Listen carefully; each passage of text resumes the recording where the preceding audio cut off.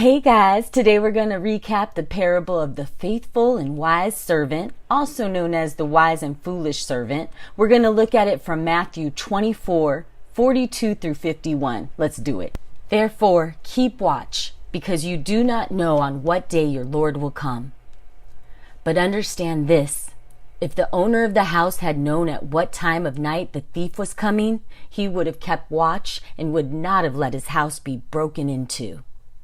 So you also must be ready, because the Son of Man will come at an hour when you do not expect him. Who then is the faithful and wise servant whom the master has put in charge of the servants in his household to give them their food at the proper time? It will be good for that servant whose master finds him doing so when he returns. I tell you the truth, he will put him in charge of all his possessions. But suppose that servant is wicked and says to himself, my master is staying away a long time. And then he begins to beat his fellow servants and eat and drink with the drunkards. The master of the servant will come on a day when he does not expect him and at an hour he is not aware of. He will cut him to pieces and assign him a place with the hypocrites where there will be weeping and gnashing of teeth. I believe Philippians 2:4 sums up this parable really nicely. It states, everyone should look out not only for his own interests, but also for the interest of others.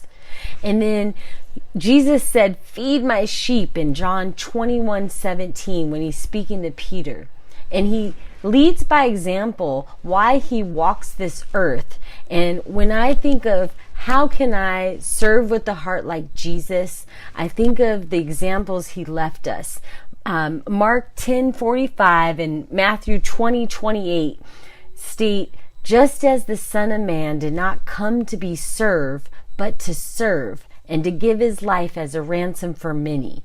And we get to see the unfolding of that in many ways, more than just Jesus dying on the cross for all of us. He, in John 13:1 through 17, is depicted washing the disciples' feet. And as a king, somebody of royalty, to lay down those rights and to serve others was an example that he really wanted to make sure we understood.